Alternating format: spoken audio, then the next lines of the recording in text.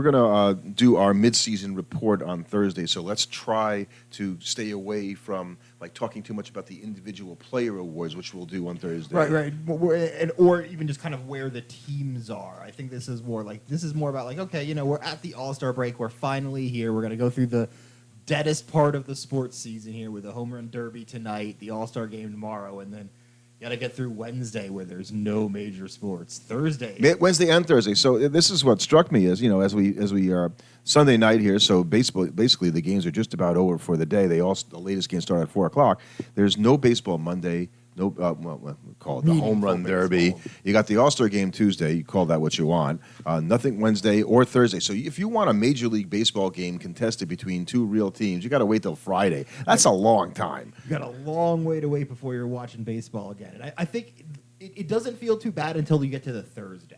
I agree. You get through they used to play on Thursday. Like you get through Wednesday and it's not too bad, but as soon as you get to Thursday and you're like, oh wait, there's no games at all this day too. And I kind of feel like, it's nice for the players, right, that they get, basically, for those that are not at the All-Star game, they're off from Sunday night all the way, and they don't have to come back to work to Friday, so they can spend some time with their families. And I've also said that the All-Star game is sort of like the MLB version of its own trade show and conference, but it's really exclusive because it only includes the players. Right. I think for the players, being an All-Star is fun, and you get to go there, you get to experience it. And you talk to the other All-Stars. Right. And Look, we're all millionaires. And you've definitely got some kind of contract you've got some clause in your contract that you're making a lot more money because you're an All-Star. So you'll totally take the vacation. But then for the rest of the players, I do think that you get a nice break here, especially if you were already home.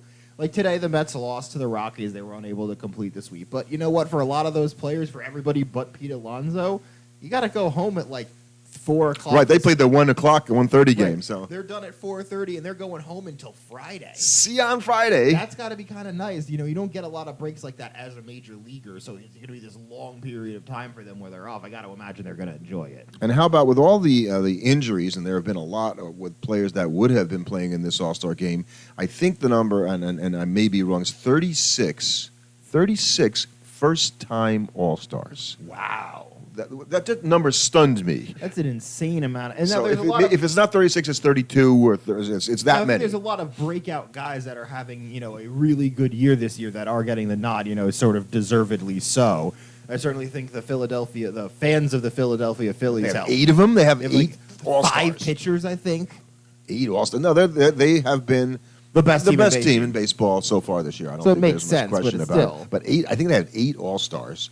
And a lot of first-time All-Stars that you kind of nod your head and you think, okay, Elly de la Cruz is an All-Star as an injury replacement for Mookie Betts. But I feel like we want to watch guys like that play. And as a Met fan, we're very upset that Francisco Lindor is not an All-Star because he's played like one at least after the first 3 weeks of the season for sure. But Elly de la Cruz is also very deserving, and we've talked about him before as one of the most exciting players in baseball. And I was really happy because I talked about this a month and a half ago, right? We were doing a podcast, and I said Paul Skenes should start the All-Star game. Like, well, not if he's going to take somebody's spot. That was your take. Yeah. Not if he's not going to bump somebody who was more deserving. Well, as it turns out, there really wasn't anybody that was more deserving, and he kept producing big time after that point. He had another 2 or 3 really good starts after that. We first kind of discussed that.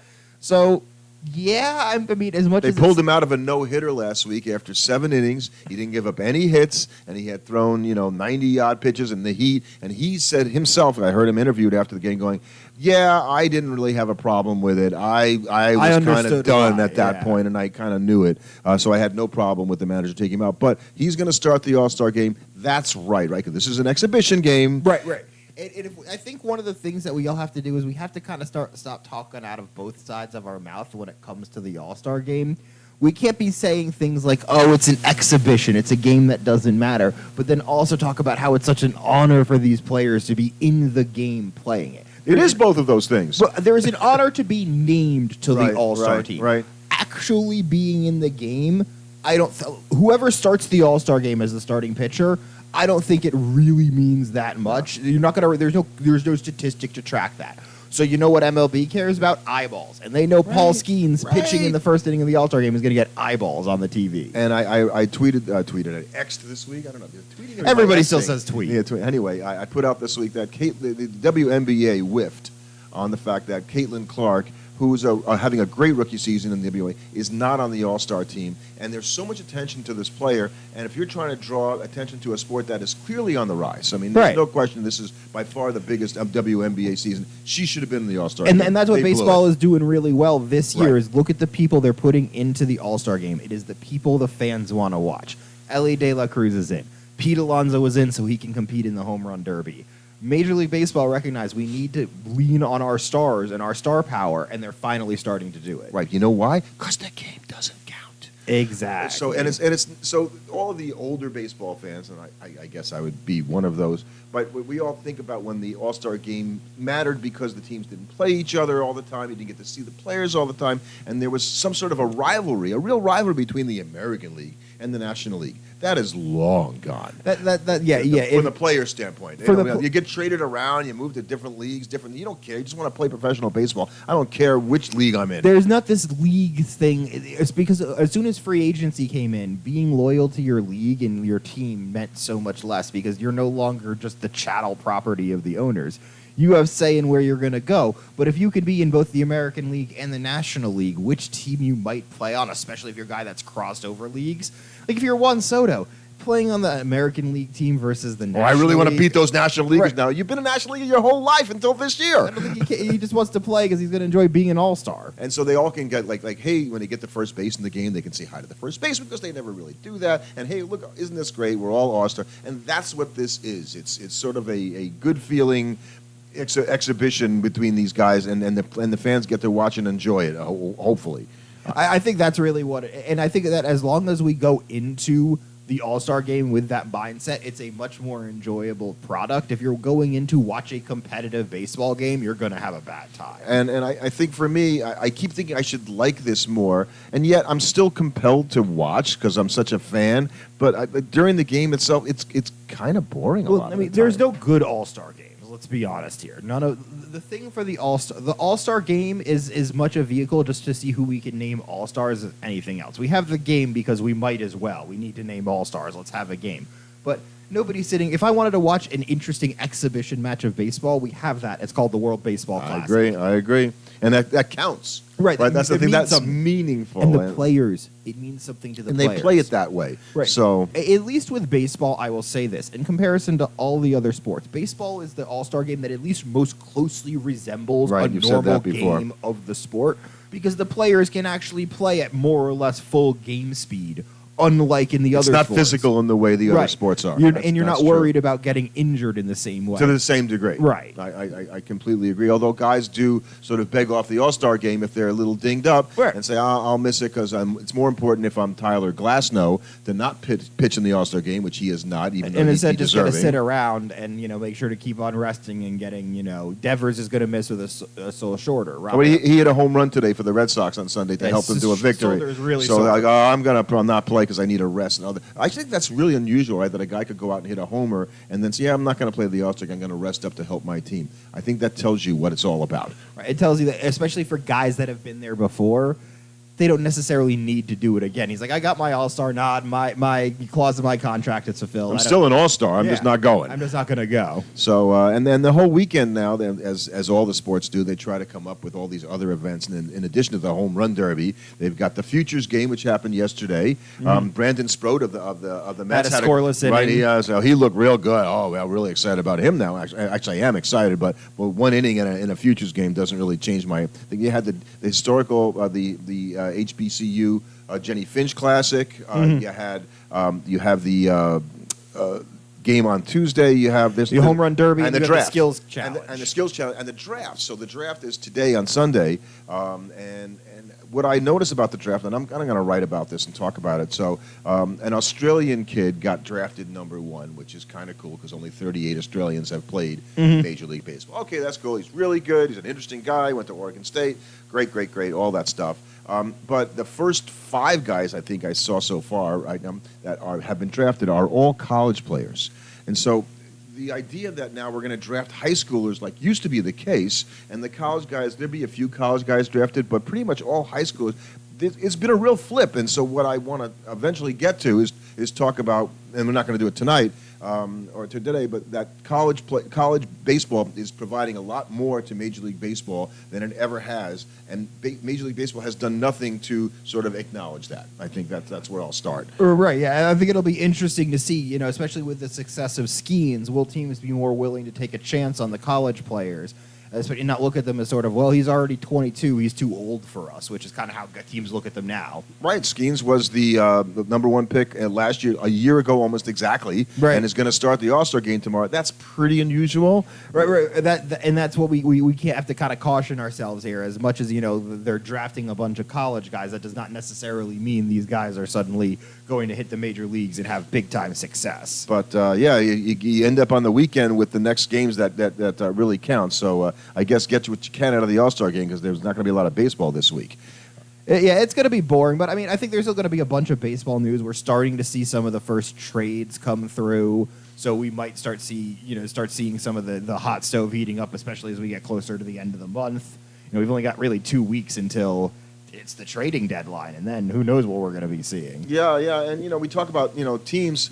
Some things that I've noticed this week. So the Yankees and the Orioles finished the 3-game set. The Yankees won 2 out of 3. They desperately were so close to sweeping. Right, they needed to sweep them, but they needed to win 2 out of 3 because they've been floundering for a while. And I think for them, they go into the break feeling a little bit better. They certainly would have loved to get the win today and complete the sweep, and they would have felt much better going into the break. But still, you got to be feeling much at least okay, the sky is not falling nearly as much as if. And the Orioles have had their difficulties. I hadn't realized that Kyle Bradish last month, when he went on the IL, actually ended up with a UCL, and he's done for the year. That Orioles starting pitching has been thinned. So I would expect them, because apparently they have the most tradable assets of any of the teams in Major League Baseball. And so that the chances of them making a deal for a starting pitcher, I think, is pretty good. I wouldn't be surprised to see maybe one of the Mets starting pitchers end up in an Oriole uniform. Yeah, well, they're also talking about trying to get Crochet from the White Sox. Right, but I think the White Sox are going to stick out their hand and be like, "Hi, yes, we would like everything." They want a bidding war, is what they want for that player. So, and the Red Sox, same as Fetty, and the Red Sox just keep on finding, like I said, Devers hitting a home run to help the Red Sox beat the Royals today 5-4 in a good series win for the Red Sox. And they're not that far behind. They're not that far behind first place. Well, Cutter has continued to be a fantastic pitcher for them, and he's really another good start. I think he's got the highest strike percentage in the league for any starting pitcher. So and there's also talk about the Red Sox being a buyer here, which I think we would have. You wouldn't have expected before. No, I certainly did, and I'll say it right now. You were much more down. I was pessimistic, and as much as I like their manager, and I say that on almost every podcast, it's hard to think a manager could pull an entire team and make them a better team. I think, unfortunately, I think in this case, you're not giving the team enough credit. I'm not. I think you're giving too much to Alex. I think I probably am, although there's just a lot of players on there that you're like, he plays for the Red Sox? Yeah. So it does happen like that. And the Rays have played a little bit better in that division. So they're not out of it. I think they're 48-48 or around 500. Yeah, they're at 500, and being at 500 is enough to have you sniffing around. Yeah, for the you're third not. You're like, oh well, we're not going to win now. No, they still have a chance. I think it's teams like the Blue Jays, teams like the Tigers. Even they've played a little better. Right, they've a little better. Right, but they're still 44-52. When you're 8 games, they're sellers, I think. Right, they're going to be sellers. I think a team like the Tigers could be sellers. And they had a good week, actually they beat the Dodgers, I think, 2 out of 3, or might have swept them. They're 2 out of 3, and so like that's nice. I still don't believe, and they're not going to trade Tarek Skubal, by the way. An interesting thing is, are the Rangers sellers at the deadline? Especially if they come on. But they're still 4 games under 500. Now, the fact that no team has run away with the AL West makes me think that they're going to definitely just kind of be like, well, if we keep playing well. Well, and they're going to get, obviously, their pitchers back. They should get, apparently, DeGrom back, although he hasn't yet been throwing a rehab starts until DeGrom is actually in a game throwing. But the Astros, and I know that Steve Phillips on the leadoff spot has been predicting, as I have, that the Astros are going to catch him. I think he had him catching him by June 30th. That didn't happen, but they caught him today. The Astros caught the Mariners today. No, they're not. They're percentage points ahead, I think. Yes, the Astros are still a game back because the Mariners are 52-46 and the Astros are 50-46. So they're 1 game back of the Astros. I don't know if that has the most recent results. No, that definitely has the most recent. Okay. This is updated as of you know what it is that they're even in the loss column. They're even in the That's loss what column. I mean. So that they caught them in that respect just because they played 2 fewer games. And, I think it seemed like that was impossible not that long ago. When the Mariners were up like 8 or 9 games. The Mariners they continue to just really, really struggle offensively. Luckily for them, Julio had a very good week, and if he starts waking up, that would they be need him so much. for them, because the fact that he's been not very good for most of the year up until recently has really put a lot of pressure on them. Now he has had a much better week this week, but that's another team I think will be buyers at the trading deadline. Because that pitching staff is good enough to win a World Series. Yeah. That offense is not. Their pitchers have struck out more batters than any staff in Major League Baseball. So these guys, if they could just score some runs, they'd be a really good team. They just got to score a few. So I think the Mariners are going to be buyers and going to be in it. I think DePoto's that kind of a guy too. Just think about this: the Mariners are in first place in the AL West, and they are also in last place for runs scored. Yeah, and that's kind of, it's hard to, no other division has anything like that. There's a few anomalies in terms of teams that have, like the Reds have a pretty good positive run differential, and this is why I said that David Bell might be on the hot seat, because when you do that, and pretty much the teams that have positive run differentials are better than average are teams, either close to 500 or just and the Reds being that many, I think they're 38 runs in the positive or something like that. To be under 500, and they have good pitching, so something's not right there. Well, and that whereas they have I think they have a good pitching, but they don't have a great bullpen, and they find ways to lose games. Meanwhile, you have a team like the Cardinals, who are the only team with a negative run differential and a winning record. Yeah, that's not a good. Sometimes you can find a way to keep that going for the entire season, but it's not easy. And if they don't have, and Goldschmidt's playing a little better now, hitting a little bit better, but they have to do more, right? Goldschmidt and Arenado have to be Goldschmidt and Arenado, right? I think, for the Cardinals. And the Arizona Diamondbacks, for all of their trials and tribulations, they're in second place. They're in second place, and they got to be thinking, if our pitchers just pitch a little bit better in the second half. Well, how about some of their pitchers pitch, because the guy they spent a lot of money for and tried to put at the top of the rotation, Eduardo Rodriguez, hasn't pitched for them. I'm pretty sure they'd be wishing Jordan Montgomery was doing that. Yeah, because they'd rather him not pitch at all. Yeah, and Brandon Pfaadt has struggled after a good rookie campaign. I'm not sure if it was a rookie campaign, but a good That was a rookie campaign last year. He was very good in the postseason. Playoff Brandon Pfaadt was good. The rest of the season wasn't as good as the playoffs were. He's starting to come along. So that's he got hit this week, but I think he's okay. And the Dodgers have struggled recently. That division is suddenly a little bit more in play than it was a couple weeks ago. Right, we thought for sure. And the Dodger pitching is just a shambles. We keep talking about that. So Bryce Miller, who was one of the starters that at least was healthy enough to pitch, but except he pitched lousy, and so they sent him down to. And it's got to be frustrating because they're starting to watch. They're starting to watch what happened in Los Angeles with the Angels happen to Ohtani. Ohtani yesterday hits a home run, hits a triple, draws 2 walks, steals a base. Dodgers lose 11-9. Yeah, the bullpen's not pitching well. Yamamoto, I don't think people are giving the Dodgers a pass on this.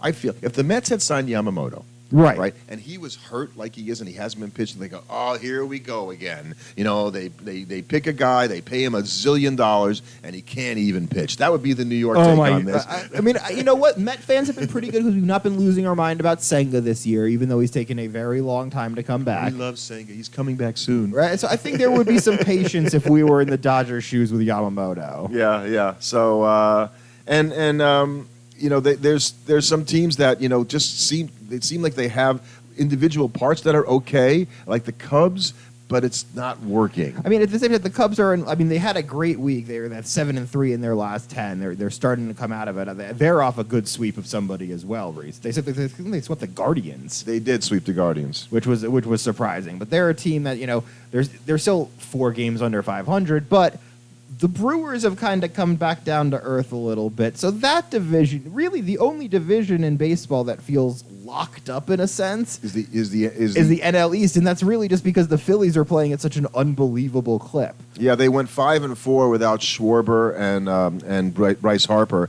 and I think if you can do that, I feel like wait a second, our 2 best hitters didn't play for 10 days or whatnot. We came out with a winning record. We held serve, if not doing a little bit better. That should be noticed for everybody else. That's a really, really good team, and they're going to be a hard out to get. And also mentioning the Dodgers, I noticed this week that Freddie Freeman, and I think this is really interesting, in terms of who it is, he has the highest OPS plus in franchise history.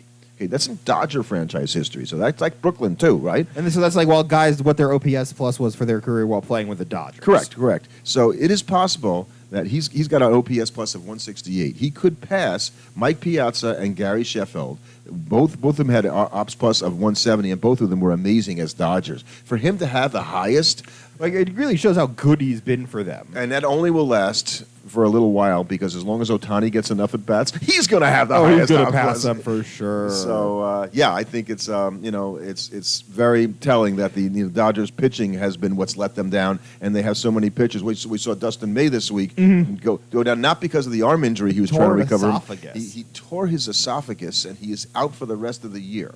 So, I don't know when he was anticipated coming back. And we keep talking about Kershaw. He's coming back one of these days. But how much can you really count on from him? We're like midway through July here, Right, that's the thing you got to be worried about if you're a Dodger fan, I think, at this point. You're like, okay, wait a second. When the reinforcements might not be coming. They're going down still. I noticed something this week, and I don't know if you've ever heard of this, because I had not. So there's a site out there called MLB, and not a site. It basically is something called an MLB Draft League. You ever heard of the MLB Draft League? I had never heard of it. It is a 16 baseball league featuring a split-season amateur-professional format. How do we not know this, right? The first half of the MLB Draft League features draft-eligible players, so that ended today once the draft started, to help improve their stock ahead of the draft. And then it switches in the second half to a professional format with players composing the 6 rosters. So the first half was from June 4th to July 13th, and the second half is from July 18th to September 4th. And these are for professional players who have exhausted their amateur eligibility. So for guys that came out of college that like okay, you want to try and make the majors, but they played something professional enough that they're no longer going to be an amateur and play in college, you've got a place to showcase. And this is a really good way of having a collective area for talent to be evaluated, playing against like talent. It doesn't say anything about them getting paid. Well, why would they get paid? So they're just out there trying to become a professional. Right, exactly. It's basically an open tryout. And it's been around since 2021, and since that time, the MLB Draft League has produced 133 Major League draft picks. How many of them would have been draft picks anyway without playing in this league? I don't know. And of that, where are those guys getting picked, and how many of those guys made the major leagues? But they had more than 70 undrafted free agents sign with major league organizations. Right. So I think you're seeing that there is value to this because it gets eyes on guys that maybe weren't able. They went to a small college or something. They didn't get the look that maybe they felt they deserved. They can show up here and maybe get more eyeballs on them and have a chance to play professionally somewhere and work their way into the league. So I just want to name the teams because it's really funny to hear the names of the teams. So it's the Mahoning Valley Scrappers, the State College, I assume the State College, Pennsylvania, Spikes, the West Virginia Black Bears, the Williamsport Crosscutters, the Trenton Thunder. We've heard of the Trenton Thunder, I think, up here. And the Frederick, I assume it's Maryland, Keys. Frederick Keys, I get it. Anyway, it's all East Coast, and I think that's a cool thing that Major League Baseball had done, and I can't believe I didn't know anything about it. And I think this is kind of the one last thing to bring up is we kind of have to talk about Rece Hinds and the week he had coming up for the Cincinnati Reds. He's hit 5 home runs this week, more than anybody but a couple guys in baseball over the week. He has a 1,600 OPS. I mean, just what a torrid start for this kid. I mean, I only have him through the last thing was 22 at bats, right? 11 hits in 22 at bats, 5 home runs in 22 at bats. He's got an ops plus, get this, of 419. That would be the highest in Major League history by like double, almost. I think if you're the Reds, this is a great. But they've seen this before. They've had guys come out have absolutely bonkers starts for them and then fade into obscurity. There was that big left-handed hitter, like I'm blanking on what his name. He came up. He wore number 21 for them a couple. For the Reds? Yeah, like Alcides something like that. Okay. Yeah. And he faded into obscurity relatively quickly, but he came out and had an unbelievable start to the season. Well, if Rece Hinds' career was only 6 games, he would probably go in the record books of having maybe the greatest 6-game career. A hell of a start for the kid. In the history. But yeah, it's pretty exciting. And the other guy I wanted to mention, you talk about a guy that we don't talk about, is this Brewers pitcher this week, Tobias Myers. Okay, so Tobias, he's 6-3, so he's pitched a bunch of times, and I'd like to think we follow the game pretty closely. And I'm not following the number 3 and 4 starters for the Brewers necessarily. Yeah, I think you're being a little hard on yourself by being like, I didn't know who the third starter was for the Never Milwaukee even heard Brewers. of this guy, but he's had a good start, and that's probably one of the reasons why The Milwaukee. Brewer pitching has been very good, and that's Yeah. why they're in first place. So I do you think they have the ability to hang on? We'll talk more about that in our next podcast, but Yeah, just to tease it out, I think they will. yeah.